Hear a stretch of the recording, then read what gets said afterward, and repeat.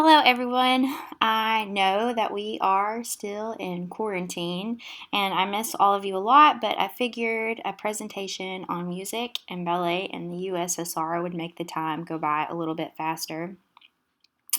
If you don't know what the USSR is, it is the Soviet Union who ruled in Russia uh, a little bit towards the beginning until the end of the 20th century.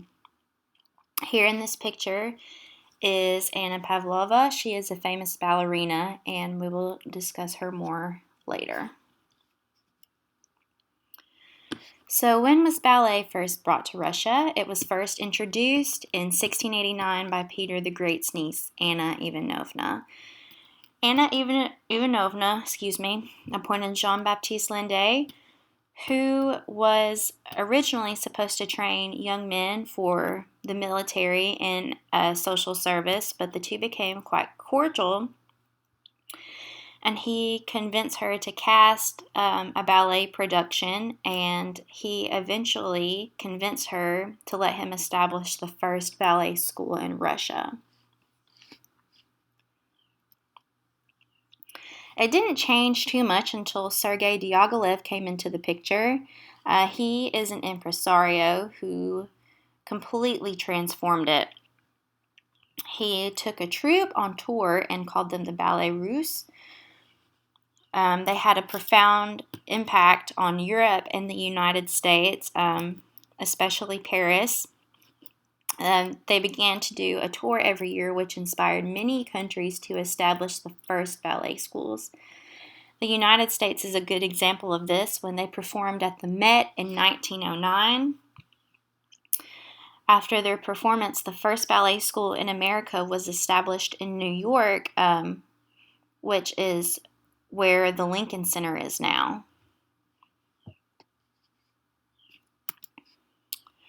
So I have a couple of pictures here for you. On the right is Sergei Diaghilev. He looks like an impresario. He's very nicely dressed. On the left is Anna Pavlova. Ballerinas today completely still look up to her. They're enamored with her. She is said to be one of the most famous ballerinas of the Ballet Russe, which attributed to their fame. Another ballerina who is a male is Vaslav Nijinsky. Very similar to Anna Pavlova, he was very light on his feet, and his technique was said to be advanced for his time. Some major ballet theaters, there's a couple, would be the Bolshoi Theater, which was established in Moscow in 1825, and the Mariinsky Theater, which was established in St. Petersburg in 1847. The two were very competitive with one another then, and they're still competitive with one another now. Both of them host operas and whatnot, and you can still go and see them today in 2020. Well, maybe not right now, since we're all still quarantined. The Bolshoi Theater has a lot of drama and strife behind it, especially when the October Revolution was occurring. There are some primary composers of ballet that especially stood out during the 20th century. Tchaikovsky, he died right on the brink of the 20th century. So he died right at the end of the Romantic era. He was loved so much that he had a cult form in admiration of his music. The cult consisted of philosophers, artists, and a couple of his ballets were targeted, but after he died, rumors of him being homosexual started to heavily circulate throughout the world, especially in Russia, because he wrote a lot of letters and a lot of them were translated. And if you don't already know, the Soviets weren't very tolerant of people that were different from them. But other than that, his music was still loved, and they still are the epitome of Russian ballet repertoire. Stravinsky was another one. If you remember from your history class, he wrote 3 ballets. He spent the majority of his life outside of Russia, and he lived in Paris. But that doesn't mean that he was not a target for the Soviets. He was accused of forgetting his heritage. His ballets were seen as way too cosmopolitan and advanced, and they didn't have any characteristics of Russian ballets whatsoever.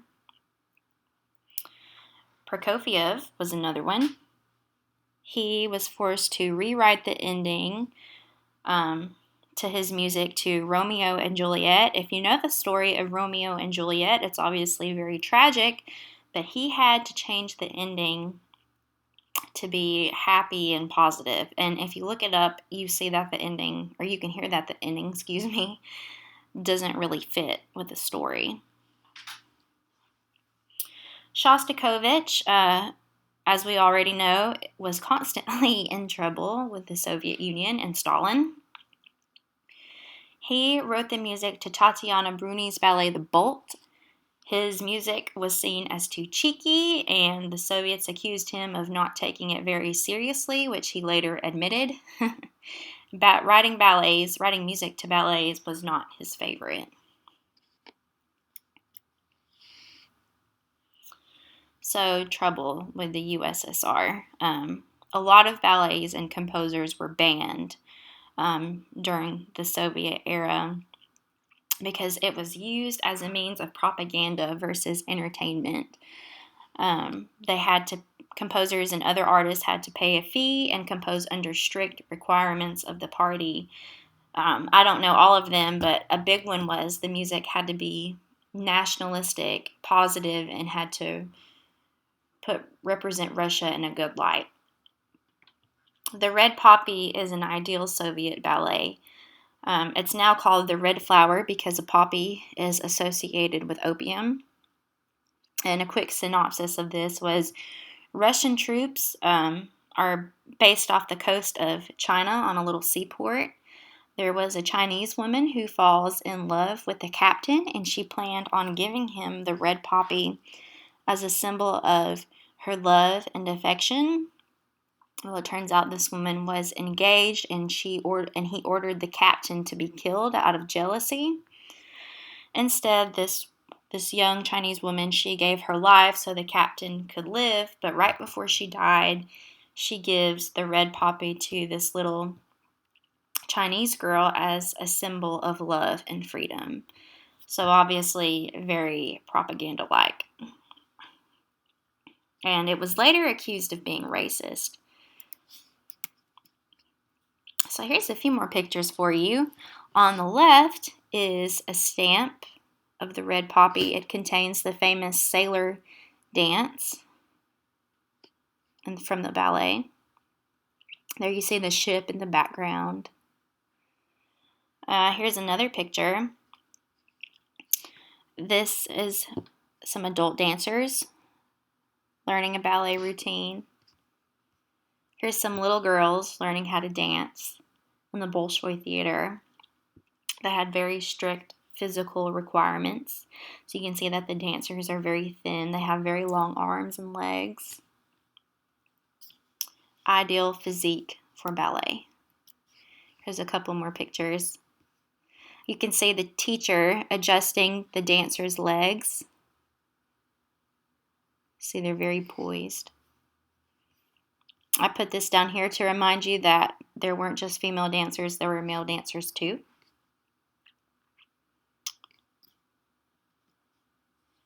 So, in conclusion, Russian ballet has been kept pretty secluded until recently thanks to musicologists such as Richard Tereskin and Dr. Simon Morrison. I actually emailed both of these when I thought that I was going to do my thesis on Russian ballet. They had a lot of great things to say. And why was it kept secluded? Well, Russia keeps a lot of things secret anyhow. They probably didn't want it to get out into the world what was really going on backstage. It hasn't completely rid itself of the Soviet Union, and proof of this is in recent news stories. One of the more recent ones was in December of 2019. This African American dancer, I forgot her name, but she exposed the Bolshoi Theater to the media because she found that they were still using blackface, which is very racist and completely unacceptable today, especially in the United States. Another one of the bigger ones that made headlines everywhere, was a battery acid attack for the Bolshoi's director, from one of his own ballerinas. He was attacked because this dancer accused him of putting his girlfriend in these undesirable roles in order to ruin her career. So this dancer was taken to trial and he was found guilty. But later, he was hired on at the Vaganova Academy with a very prestigious position, which trains the dancers for the Mariinsky Theater, which, if you remember from earlier in the presentation, it's the Bolshoi's competitor. So there's other stories like this if you want to look it up on the New York Times or CNN. If you have any questions, you can feel free to email me or send me a message on Facebook. Thank you so much for coming or for listening to my presentation. I hope that this quarantine ends soon and that we will all be back together next semester.